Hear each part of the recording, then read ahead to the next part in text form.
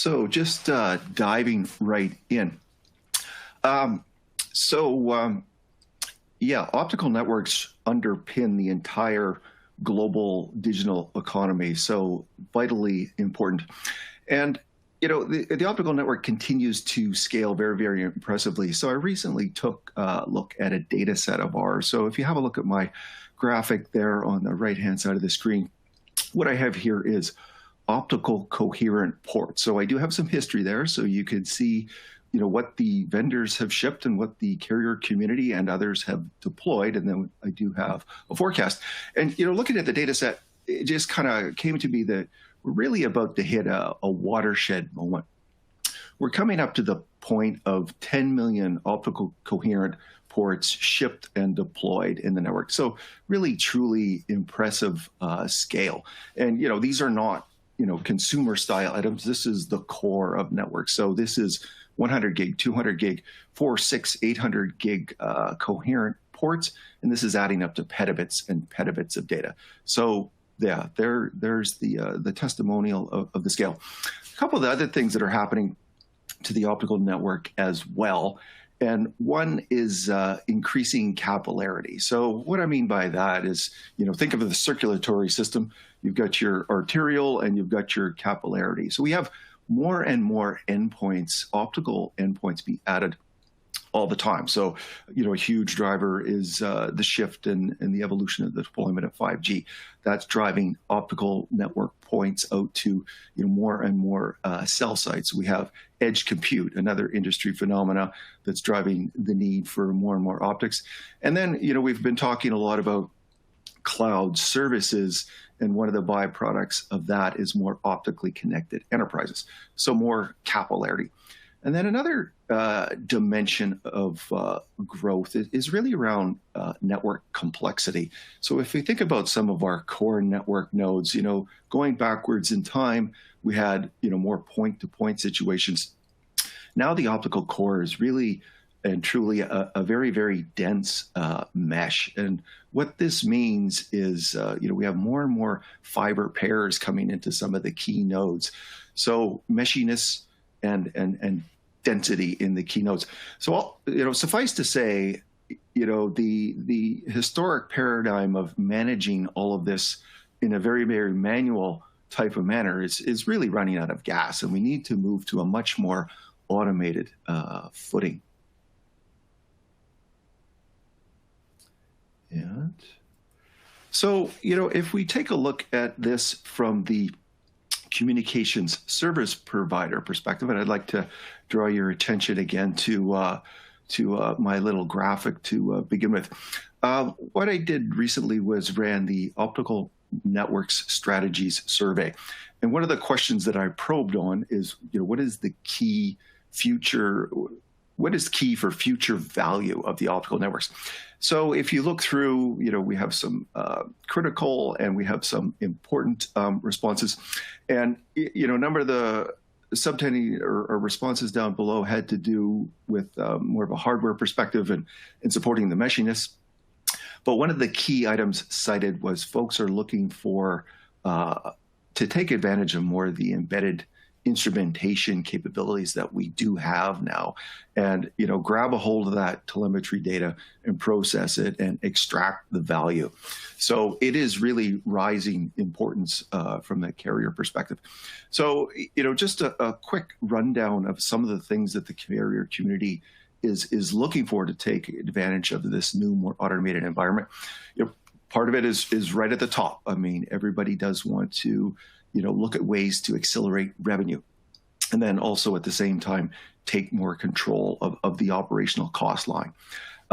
We've been talking for many, many years about achieving multi-layer integration, and it continues to be a thrust to this day.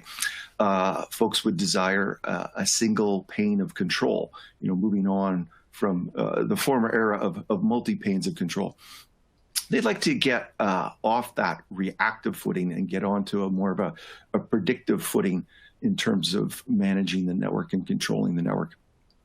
And then everybody, always wants to increase network efficiency and really, maximize the assets that people have deployed. folks would like to leverage the new advanced analytical capabilities. And then, the ultimate goal is to truly evolve to a closed loop paradigm. And we'll go right back to Chris. Chris, please continue. Right. So to round out this first section on obstacles and impediments to optical network automation, I want to move down very closely to those specific issues specific to the optical network that stand in bar of automation. And to organize that view, I want to make reference to this now very well-known functional architecture for automation loops, data analysis, decision, action. The idea is that data that's relevant to analysis is collected, it's processed using analytics algorithms to produce the actionable intelligence on which operational decisions can be made and optimized. Those decision processes ultimately drive the optimized operations outcomes and processes. And if all of this is done in hardware and software, those decisions can be moved directly to actuation, and we have our automation and closed loop. So looking at each one of these aspects in turn, first of all, historically, the optical network is very poorly instrumented. Our stats are limited largely to bit errors pre and post fact, which doesn't get us a view of those impairments and optical performance related parameters that give us really an understanding of the function and optical performance at any given time. Things like noise, linear and nonlinear, other impairments are not directly measured. On the analysis side, really optical performance modeling, for example, for connection performance prediction, really has not been attempted in real time on live systems. It's applied in offline planning environments, but even there it's cumbersome, approximate. It doesn't benefit from network-specific data that's up-to-date, fiber parameters, model-specific to deployed devices. Really no real-time prediction capability supports real-time operational decision-making. On the decisions side, obviously optical network operations depend on decisions such as new service and protection path selection and allocation, batching and sequencing of provisioning operational steps, fault localization and classification. Now, without accurate performance assessment on operating optical services and performance prediction on as yet unprovisioned optical services and configurations, these decisions are made largely blind. And further configuration planning for new services and protection and restoration facilities is cumbersome, and it's not geared toward resource optimization. And the net consequence of this is that very little automation of optical network operations has been possible. And substantial operational risks and inefficiencies accrue to many of these processes. Provisioning and restoration operations are risky and can be slow. Fault management is manual, slow, and reactive. New service and dynamic restoration configuration planning are heavily manual and risk-laden. All of these things keep the optical network quasi-static and well separated from service delivery value. And the lack of inherent performance knowledge requires heavy excess margin provisioning, which leads directly to significant underuse of the inherent network capacity. Basically, I want to provide a counterpart to the problems and obstacles in detail using the same automation loop-based view. What are the things that we're bringing on board to lift some of these specific obstacles? Well, first of all, there's a new generation of optical network instrumentation being developed and proliferating. First of all, coherent receivers, which are signal processing platforms, they already analyze and deal with a significant component of impairments on the transmission line. So techniques are being developed, further algorithms that we can embed in those receivers that provide, for example, direct measurement of linear and separately nonlinear noise measurements, an example of some work paper on that topic below. We've got embedded OTDR now, which provides a continuous in-operation map of fiber losses, both distributed and point, and their evolution.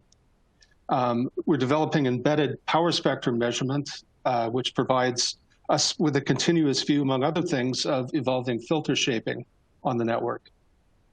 On the performance modeling side, we're moving toward off-board controller compatible analytics engines that can really burrow down on optical performance analysis. So we make use of this new generation of data to feed models, but we also have a new generation of models. For example, we can get very accurate both type and even instance specific, supported by some point of manufacture data, behavioral models of EDFAs using supervised machine learning. That's proved to be a very successful approach to that very key part of optical performance analysis. Other things, for example, that machine learning has proved useful for, going from measured filter shapes to resulting margin penalties. That learning we've done successfully using machine learning. Basically getting us towards an accurate and real-time performance assessment and prediction capability, including margin. On the decision side, key decision processes are being implemented in software. Specifically and importantly, new fast executing heuristic algorithms that find globally resource optimized provisioning configuration solutions that we can apply to, for example, new batches of service demands or the pre-planned dynamic restoration responses that importantly leverage all degrees of freedom from route, spectrum, modulation, coding, and baud rate as far as those are available. Performance prediction assures the operational integrity of solutions found, but also the exploitation of all available margin. And time-based analysis of this new telemetry permits us the prediction of degradation and soft or even hard faults of certain kinds. So all of these capabilities are in hardware and software, such that information-based optimized operational decisions are generated continuously and susceptible to fully automated instantiation in different operational applications. And that's what we'll look at in the next section. So I'll continue this look at applications and use cases that are new capabilities and data analysis decision create support for substantial automation of operations. And the first thing I'll talk about is really a broad impact, general one in a sense, optical margin compression, or I like to call it active margin management. But basically with accurate knowledge of margin in both measurement and prediction senses, we can start to liberate that stranded capacity in optical networks that comes from excessive margin reservations. We can imagine moving first from static operations with end-of-life margins to interval-based planning with reduced margins, and eventually on to a more or less dynamic quasi-marginless operational regime. With accurate knowledge of margin heuristics to quickly and efficiently find globally resource-optimized allocation solutions, and particularly with tunability, not just of route and spectrum, but modulation, coding, and baud rate, in many instances, we can consistently increase the usable network effective capacity when compared with static and fixed parameter transponders. And remember, in the end, a dB of margin that's gained through accurate margin assessment and mining is just as valuable as a dB of margin gained through improved modulation and coding. And we know how hard the industry works on that. Provisioning automation is another interesting one. Now that we have accurate prediction of channel power and noise evolutions in a predictive sense, we can create algorithms that in any given case find those batching and sequencing combinations that allow us to move from one configuration through add, drop, reroute to another that are safe from a operating service integrity perspective. And because that's all determined in an automated fashion, it can be pushed directly to actuation without human intervention. Joe already mentioned fault preemption. This is an important one as we gain greater capability to anticipate degradations reaching the point of noticeable service impairment. We can start to move toward preemptive action, whether that's protection switching, allowing us to take corrective repair and related planning action on the network. That can all be moved from reactive to proactive. It can be set up calmly, cost efficiently. Field operation tickets can be generated automatically. Another interesting one is risk mapping, and this depends absolutely on this predictive margin and performance capability. Really, we can look through all the possible states of change on the network. What-if scenarios, we can examine their impacts from fiber cuts to degradations to component failures, even to planned reconfiguration and dynamic restoration options. And we can assess just what the risk levels on existing or prospective configurations are under those circumstances. And we can indeed move from the identified risks. In fact, we can use those risks as a trigger to drive, for example, a dynamic optimization of planned restoration, right? So every time we assess a risk associated with a planned restoration operation, we can drive our optimization heuristics with appropriate constraints, supported by performance prediction, both to assure integrity of proposed post-restoration configurations and to assure the best use of available margin. And that can be done on a continuous automated basis. In principle, those continuously optimized restoration plans can be pushed straight into actuation. Now we'll move on to our final section, sponsor approaches. So the heart of Huawei's optical automation solutions is our domain control and management platform, iMaster NCE, so some similarity there to what Paulina described. Likewise, this platform is deployed with many customers really around the world. It supports standard open APIs northbound for control, abstraction, and configuration, as well as data and information exchange. It incorporates a data platform as a repository for network instrumentation data.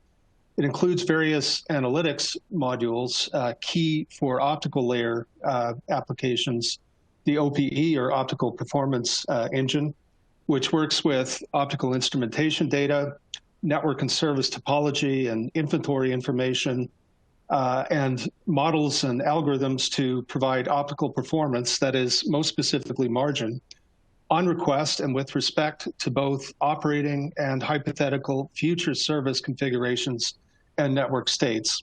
And it can deliver such answers at high volume, supporting demanding concurrently operating applications.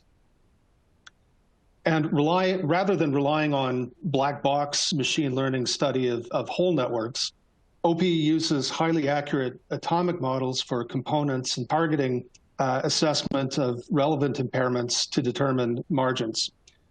That's important as an approach because it can generate accurate results at any stage of a network lifecycle.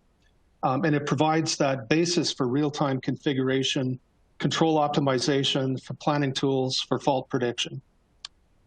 And illustrated here are some user-facing screens in the platform showing, for example, assessed margin histories on operating services, along with here risk mapping flags, as I talked about, which highlight assessed performance risks on particular services, either existing or anticipated following some configuration change.